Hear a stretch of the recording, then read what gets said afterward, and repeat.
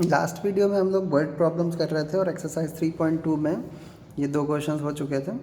और पिछले वीडियोस में शुरुआत में ही हम लोग सेकंड, थर्ड और ये फोर्थ क्वेश्चन कर चुके हैं। तो यानी कि अब बारी है क्वेश्चन नंबर 5 की, जो कि काफ़ी ज़्यादा इम्पॉर्टेंट क्वेश्चन है।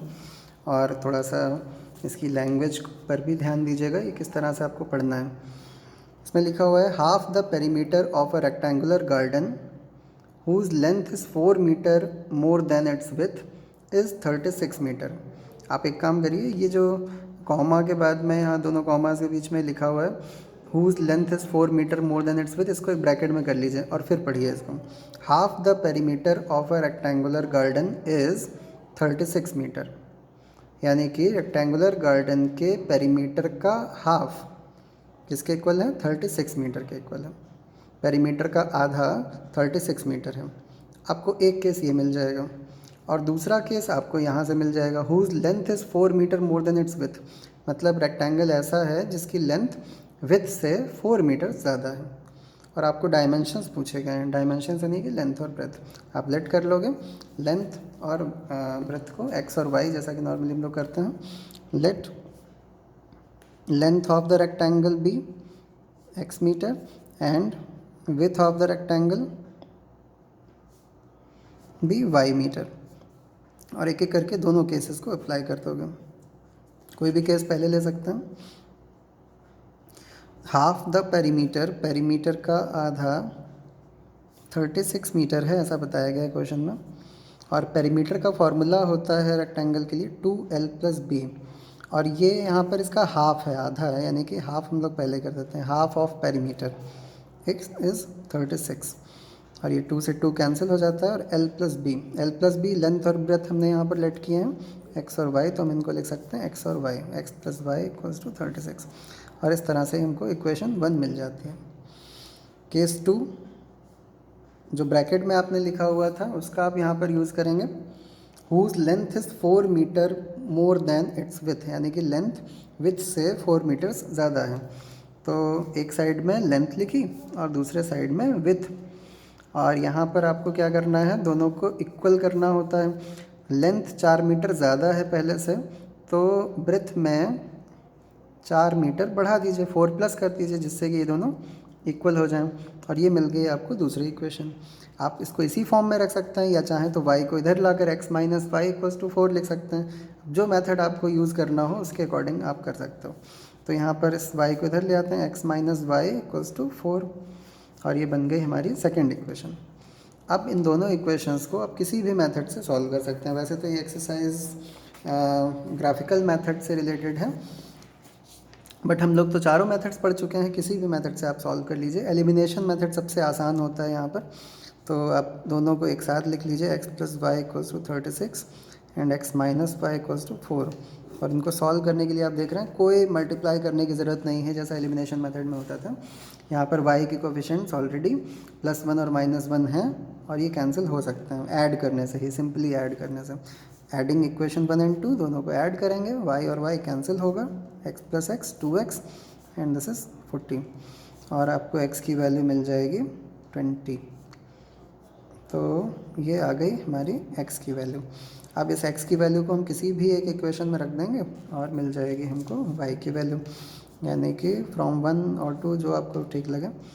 From equation 1 x + y = 36, x की वैल्यू रख दी 20 + y = 36 और y की वैल्यू आ जाएगी 36 - 20 यानी कि 16। मतलब रेक्टेंगुलर गार्डन की लेंथ है 20 मीटर और विथ है, ब्रेथ है 16 मीटर। तो ये बात आप लास्ट में लिख दोगे। और इसके अलावा दोनों कंडीशंस को एक बार चेक भी कर सकते हो। लेंथ देखिए विथ से 4 मीटर ज़्यादा है, लेंथ 20 आई है और विथ 16 आई है, 4 ज़्यादा है। इसके अलावा इनका पेरीमीटर अगर हम लोग निकालें और उसको आधा करें तो भी 36 आएगा। आप करके देख सकते हो। पेरीमीटर निकालना और उसको हाफ़ करना। पेरीमीटर आप निकालोगे 72 आएगा और उसको हाफ़ करने से 36, तो वो भी आंसर इस तरह से आप चेक कर सकते हो। तो ये था हम लोगों को क्वेश्चन नंबर 5। और अब हम लोग को करना है question number 6, which is also very important और थोड़ा सा डिफरेंट काइंड ऑफ क्वेश्चन है। ध्यान से देखेंगे आप। क्वेश्चन नंबर 6 देखिए, given the linear equation 2x plus 3y minus 8 equals to 0। एक इक्वेशन आपको दी गई है और साथ में लिखा है right another linear equation in two variables such that the geometrical representation of the pair so formed is, और 3 पार्ट्स दिए हुए हैं अलग अलग, intersecting lines, parallel lines and coincident lines. अब पहले तो समझिए इसमें क्या कहा जा रहा है। आपको एक इक्वेशन दी गई है और एक और इक्वेशन ऐसी लिखनी है जिससे कि ये इक्वेशन और वो जो दूसरी आप लिखोगे उनका अगर ग्राफिकल रिप्रेजेंटेशन किया जाए तो इंटरसेक्टिंग लाइंस हैं। अब आपने अभी इस चैप्टर के शुरुआत में ही सीखा था, if a1/a2 is not equal to b1/b2। अगर a1/a2 b1/b2 के इक्वल नहीं है देन होती थी intersecting lines and they have unique solution. और आपने सीखा था a1/a2 equals to b1/b2 but not equal to c1/c2। अगर ऐसा था तो होती थी parallel lines and they have no solution. और a1/a2 equals to b1/b2 equals to c1/c2, अगर तीनों ही इक्वल होते थे then they have infinitely many solutions, तो उनके बहुत सारे सोल्यूशंस होते थे। ये कंडीशंस बस आपको याद होनी चाहिए। इसमें एक इक्वेशन दी गई है और दूसरी इक्वेशन के बहुत सारे ऑप्शंस हैं, मतलब आपको एग्जांपल देना है सिर्फ, तो कुछ भी आंसर उसका हो सकता है। चलिए हम लोग बनाते हैं। ये देखिए फर्स्ट इक्वेशन जो दी गई थी 2x plus 3y minus 8 equals to 0, ये लिखी हुई है। और ये अपने मन से कोई भी दूसरी इक्वेशन हमने लिख दी है यहाँ पर, x plus 2y minus 5 equals to 0। और बस इस बात का ध्यान रखना है a1/a2, देखा यहाँ पर चेक करिए, a1/a2 देखिए क्या है 2/1, और b1/b2 चेक करिए वो है 3/2। दोनों अनइक्वल हैं, तो यानी कि ये दोनों लाइंस अगर ग्राफ पर रिप्रेजेंट की जाएंगी तो इनका यूनिक सोल्यूशन होगा और वो ग्राफ पर रिप्रेजेंट करने पर इंटरसेक्टिंग लाइंस फॉर्म करेंगे। तो ये एक एग्जांपल है। इसी तरह बहुत सारे एग्जांपल्स लिख सकते थे हम लोग, कुछ भी और लिख सकते थे। चलिए एक और एग्जांपल लिख कर दिखा देते हैं आपको। 2x plus 5y minus 3 equals to 0, कुछ भी लिख दिया। इसमें भी आप चेक कर सकते हैं, ये फर्स्ट इक्वेशन गिवन वाली और ये अभी हम लोगों ने लिखी है a1/a2 अगर चेक करें तो 2/2 1, b1/b2 अगर देखें तो 3/5, दोनों अनइक्वल हैं, यानी कि ये लाइन भी हमारा आंसर हो सकती थी। तो इसमें आप कभी भी किसी से आंसर मैच करने की कोशिश ना करें, सिर्फ ये चेक करें कि a1/a2 b1/b2 के इक्वल है या नहीं है। तो फर्स्ट पार्ट में इंटरसेक्टिंग लाइंस जब आपको बतानी थी तो आप ये आंसर दे सकते हैं या फिर ये दे सकते हैं या फिर इसी तरह और भी कुछ फॉर्म कर सकते हैं। तो ये तो फर्स्ट पार्ट के लिए हो गया। सेकेंड पार्ट में पैरेलल लाइंस शो करनी है। पैरेलल लाइंस की कंडीशन होती है a1/a2 equals b1/b2 but not equal to c1/c2। इसका आपको खास ध्यान रखना होगा। फर्स्ट इक्वेशन देखिए जो गिवन वाली थी वो लिख ली, और उसके बाद ये माइंड में रखते हुए कि हमको पहले दो रेशियोज़ को इक्वल रखना है। देखिए हमने यहाँ पर 4x लिखा है, 4x का मतलब हम इसको डबल करके यहाँ पर लिख रहे हैं। अगर हम इसको यहाँ डबल करके लिख रहे हैं तो यहाँ पर भी हमको डबल करके ही लिखना होगा 6y, और यहाँ पर डबल करके नहीं लिखना होगा, यानी कुछ भी डबल मत करिए, बाकी कुछ भी आप लिख दीजिए, -1 लिख दीजिए, 2 लिख दीजिए, कुछ भी लिख दीजिए, बस डबल मत करिए। इक्वल्स टू 0, ये देखिए एग्जाम्पल। अब आप इसमें a1/a2 चेक कर लीजिए, a1/a2 2/4 यानी कि 1/2, b1/b2 चेक कर लीजिए 3/6 यानी कि 1/2, और c1/c2 -8/-2 विच इज़ 4। तो इस तरह से आपने देखा a1/a2 equals to b1/b2 but not equal to c1/c2, so the lines are parallel and they have no solution. ये पैरेलल लाइंस बनाएंगे और उनका कोई सोल्यूशन नहीं होगा। ये एक एग्जांपल था। इसी तरह आप और भी बहुत सारे एग्जांपल्स बना सकते हैं। हमने यहाँ पर डबल करके लिखा था, आप इसको ट्रिपल करके लिख सकते थे यहाँ पर और यहाँ पर, या फिर कुछ और भी आपके दिमाग में जो भी आइडियाज़ हैं आप इसी तरह से बना सकते हैं। बस ये कंडीशन फुलफ़िल होनी चाहिए। इसी तरह थर्ड पार्ट में आपको कोइंसिडेंट लाइंस हो ऐसा दिखाना है। कोइंसिडेंट का मतलब होता है तीनों रेशियोज इक्वल होने चाहिए, याद है आपको। तो तीनों इक्वल होने चाहिए। जैसे यहाँ पर हमने कहा था कि इसको डबल नहीं करना है, तो यहाँ पर हमको इसको भी डबल करना है।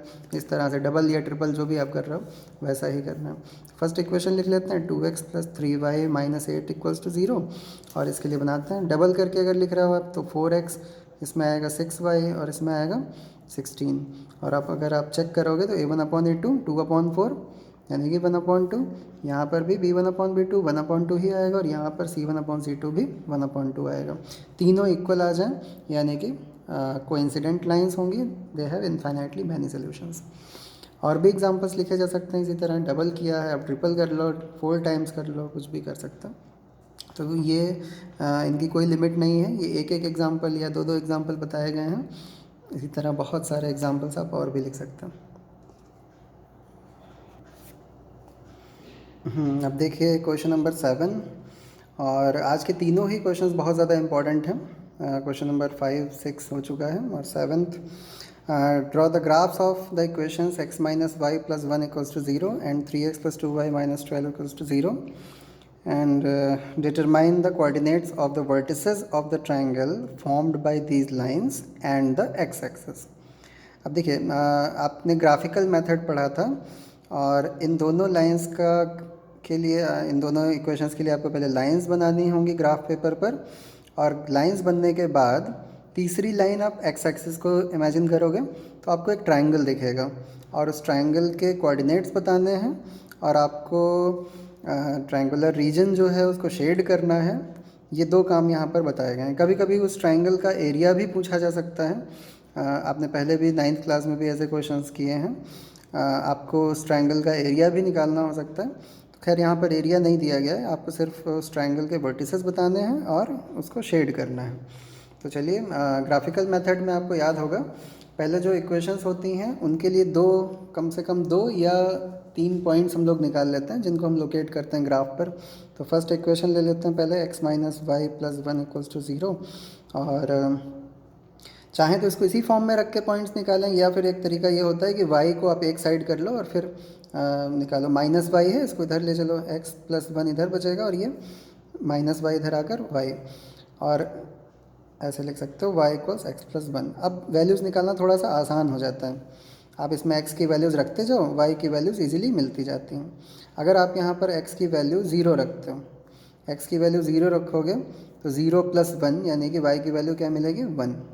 इसी तरह x की वैल्यू अगर आप 1 रखते हो तो 1 + 1 यानी y की वैल्यू हमको मिल जाएगी 2। और अगर आप x की वैल्यू 2 रखते हो तो 2 + 1 यानी कि 3, y की वैल्यू हमको 3 मिल जाती है। तो देखिए आसानी से हमको कई सारी वैल्यूज़ मिल सकती हैं। तो ये फर्स्ट इक्वेशन के लिए 3 वैल्यूज़ निकालनी है। वैसे 2 से भी काम चल जाता है, बट 3 निकालना अच्छा रहता है। फिर उसके बाद दूसरी इक्वेशन है 3x + 2y - 12 = 0। इसमें एक काम करते हैं, इस -12 को केवल इधर ले चलते हैं। 3x + 2y = 12। ज़रूरी नहीं होता है हमेशा आप y ही एक साइड में रख के करें, अब जैसा ठीक लगे वैसा कर सकते हो। यहाँ पर देखिए एक बार एक बॉक्स पहले तो बना लेता हूँ, 3 वैल्यूज़ निकालेंगे। एक बार हम x को 0 रख लेते हैं। इक्वेशन में x 0 रखेंगे, देखिए 3 × 0 + 2y = 12। तो ये टर्म पूरा 0 हो जाएगा, 2y = 12 यानी y की वैल्यू हमको 6 मिल जाएगी। मतलब जब x 0 है तो y की वैल्यू 6 होगी। इसी तरह हम एक बार y को 0 रख लेते हैं, पुट y = 0। y को जब हम 0 वहाँ पर रखेंगे तो 3x + 2y, y को 0 रख लिया, और ये 12। यहाँ पर ये पूरा टर्म 0 हो जाएगा, 3x = 12 और x की वैल्यू 12/3 यानी कि 4, x की वैल्यू हमको 4 मिल जाएगी। तो यानी कि y 0 लेने पर x की वैल्यू है 4। चाहें तो एक वैल्यू और निकाल लेते हैं, और नहीं तो इतने से भी काम चल जाएगा, कोई प्रॉब्लम नहीं है। और देखते हैं तीसरी वैल्यू भी एक निकाल लेते हैं। तीसरी वैल्यू हम लोग निकाल लेते हैं x की वैल्यू 2 रख कर। x की वैल्यू अगर हम 2 रखेंगे तो देखिए क्या होगा, 3 × 2 + 2y = 12। 3 2 ज़ार 6, 6 उधर जाएगा, -6, 2y = 12 - 6 यानी कि 6, और 2 से डिवाइड करने पर y की वैल्यू 3 मिल जाएगी। मतलब जब हम x2 लेंगे तो y की वैल्यू 3 होगी। तो ये 3 पॉइंट्स इसके लिए भी हम लोगों ने निकाल लिए हैं। अब ये 3 पॉइंट्स फर्स्ट लाइन के लिए और ये 3 पॉइंट्स सेकेंड लाइन के लिए। अब आपको लेना होगा एक ग्राफ पेपर और इन पॉइंट्स को लोकेट करके 2 लाइंस बनाएंगे और फिर देखेंगे ट्रायंगल कैसा बन रहा है। देखिए मेरे पास अभी ग्राफ पेपर अवेलेबल नहीं था तो मैंने ऐसे ही बनाया हुआ है, लेकिन आप लोग ये काम ग्राफ पर ही करेंगे। इन पॉइंट्स को एक एक करके लोकेट करते हैं। देखिए फर्स्ट इक्वेशन के लिए ये 3 पॉइंट्स थे, इनको एक एक करके यहाँ पर लोकेट कर लेते हैं। पहला पॉइंट है 0,1, 0, समथिंग आपको याद होगा y एक्सिस पर होते हैं, तो ये पहला पॉइंट हो गया हमारा 0,1। और दूसरा है 1,2, x से 1 देखेंगे और y एक्सिस से 2, और ये यहाँ पर 1,2 इस तरह से लोकेट करेंगे आप ग्राफ पे और एग्जैक्टली अच्छे से बन पाएगा। और 2,3 अगला पॉइंट है, 2 इधर से देखेंगे और 3 इधर से देखेंगे और इस पॉइंट को आप इस तरह लोकेट करेंगे। फिर इन तीनों को ज्वाइन करते हुए स्केल से करेंगे आप ये काम। इस तरह से दोनों साइड एक्सटेंड कर देंगे और एक लाइन फॉर्म कर देंगे। ये फर्स्ट इक्वेशन के लिए लाइन फॉर्म हो गई। और इसी तरह दूसरी इक्वेशन के लिए पॉइंट्स थे 0,6 जो कि होगा यहाँ पर। दूसरा था 4,0, 4,0 मतलब x एक्सिस पर, something 0 always on x axis.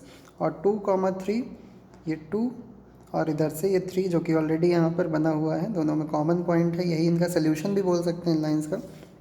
इन तीनों को ज्वाइन करते हुए स्केल से जब आप ज्वाइन करोगे आप देखोगे बिल्कुल एक सीध में ही ये मिलेंगे। यहाँ पर प्लेन पेपर पर बनाने की वजह से थोड़ा सा अजीब लग रहा है, बट ग्राफ पर आप एकदम देखोगे ठीक से बनेगा। तो ये इस तरह से लाइंस बन जाएंगी। अब आपको लाइंस ड्रॉ करने के बाद जो ट्रायंगल फॉर्म हो रहा है between these lines and the x axis, x axis देखिए ये है, तो आप इनको कुछ नेम दे दोगे A, B और ये C, और इनके कोऑर्डिनेट्स आपको बताने हैं। देखिए A के कोऑर्डिनेट्स क्या हैं, 2,3 है। B के कोऑर्डिनेट्स आप जब ग्राफ पर देखोगे यहाँ पर आएगा -1,0, और C के कोऑर्डिनेट्स हैं 4,0।